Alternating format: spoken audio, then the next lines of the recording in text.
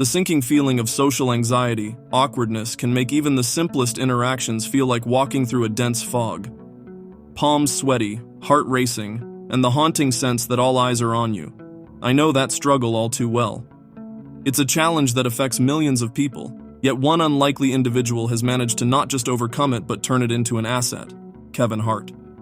What makes Kevin Hart such an intriguing case study is that he's faced many of the same social challenges we all grapple with, yet he's been able to transform those weaknesses into unparalleled strengths.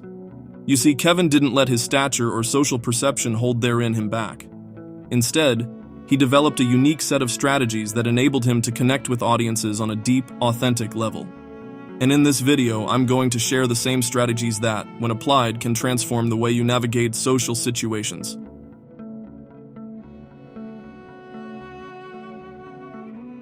One unique superpower when it comes to steering social situations: the ability to use humor as a tool to disarm any potential tension or awkwardness. And Kevin does it with such infectious charm and charisma that you can't help but be captivated. Take, for example, that time he was on The Ellen Show, and Ellen started playfully judging him for his daughter picking up the word damn. I'm not an aggressive cursor, so like it's not like it's not offsetting. Right. Right? Like it's light. When I curse, it's like damn. Like you see what I'm saying? It's light. Right. So she hears me say that and she picked it up. Oh, but just not the damn, just the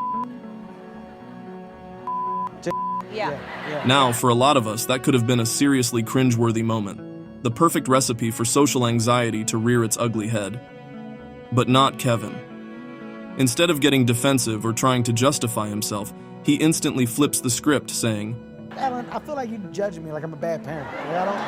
Okay? With just a simple, humorous quip, he completely disarms the situation, turning potential awkwardness into pure comedy gold. And this isn't a one-off tactic for Kevin. Let's look at another instance in his interview with Lad Bible. This is like a staple Christmas present. I don't think a Christmas has gone by when my dad has not given me one of those. Links. Okay. So this is probably like our axe, I guess? Yeah. Yeah. See that? See, I just did that right there? See, I just combined that. That's what I do. That's the genius of me. That's the Baby Yoda in you. Okay, now what I want you to do is hold this for me, and I want you to rewrap it and give it back to your dad. Okay? All right, let's hear it. Kevin uses humor to answer awkward questions. He exaggerates the details and throws in self-deprecating jokes, making the situation funny rather than awkward. So the next time you find yourself in a social situation, don't be afraid to poke a little fun at yourself or turn the tables on the other person in a lighthearted way.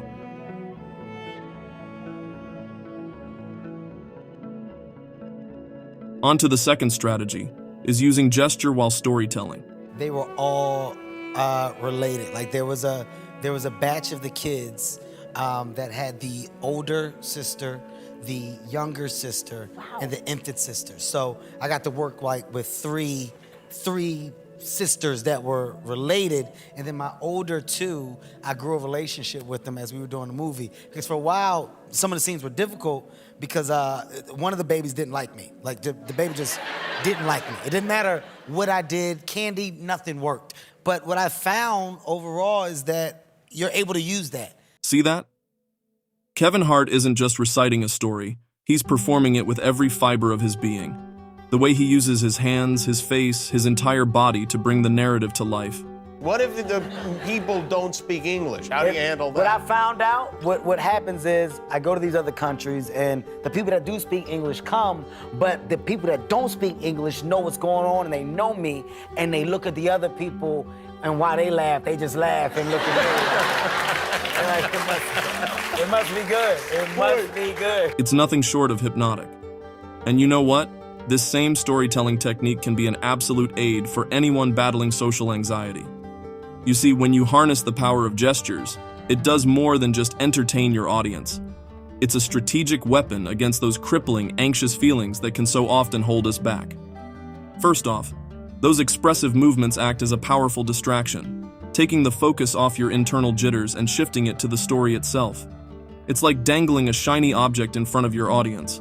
They're too captivated by the vivid world you're creating to even notice your nervous tics. And it goes beyond just distraction, too. When you project confidence through your body language, it has a way of making you actually feel more confident, too. It's like putting on a brave face. The more you act the part, the more you start to embody it. But perhaps most importantly, gestures are like a visual language that complements your spoken words, adding emphasis and emotion to your story. Suddenly, your listeners aren't just passive observers, they're fully immersed in the narrative, too engrossed to even think about your social anxiety. I can say that there's a flip side, okay? The flip side is to any attack, you know, there's just another side. There's a B side. There's always an A side, there's a B side. On my side, openly, I say I'm wrong for my past words. I say it. I said it. I understand that. I know that. My kids know when their dad messes up, I'm in front of it because I want to be an example so they know what to do. This is such a stark contrast to someone whose palms are closed off, suggesting that they are not confident and comfortable with the situation. Actually, in some cultures, it can be seen as submissive behavior.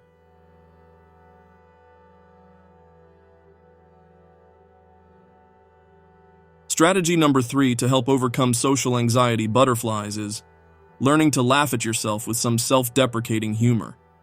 I know, laughing may seem like the last thing you want to do when feeling tense and self-conscious, but hear me out. One reason Kevin Hart is such a magnetic, charismatic presence is his ability to poke fun at himself, even when others ridicule his 5'4" stature. As someone quite literally looking up at the world, he's no stranger to jokes about his appearance and height. One question. What makes someone a good rower? Sorry to say, but a lot of times rowers have really long legs, really long torso, really long arms. So Snoop, this might be for you. Yet Hart leans into the humor instead of getting self-protective. Are you 5'2"? Absolutely not. 5'4". 5'3". 5'3". Kevin?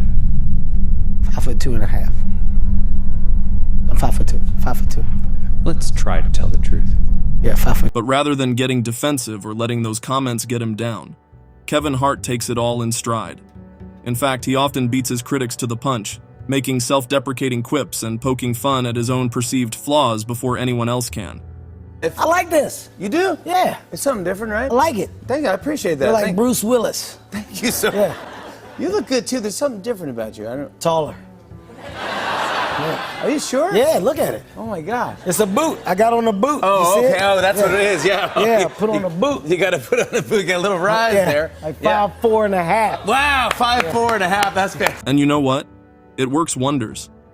Because when you're able to laugh at yourself and embrace your imperfections, it immediately disarms the other person and takes the sting out of any potential jabs or insults.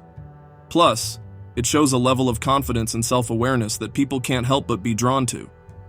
What percentage of people asked said that they were taller than Kevin Hart? All right, what percentage of people? I'm gonna go with 77% said they were taller than me. Yeah, I'm gonna go D. 76 to 100% of people thought that they were taller than me. Let's see here. D, all right, 82%. By the way, you guys are all assholes. But you don't know how tall I am. And I'm like 5'4.5". And today I got on the boots, so I'm probably like 5'5.5". So just let you know, I'm not like weird small. I'm very like proportioned for my size. So it's not like a freakishly small thing when you see me. You're like, oh, he's small, but he's not like small. I'm not a double small. That's a good way to explain it. Note that the goal isn't to become a comedy roast of yourself. It's about developing the ability to not take everything so seriously. Laughing at yourself prevents molehills from becoming mountains of anxiety-inducing awkwardness.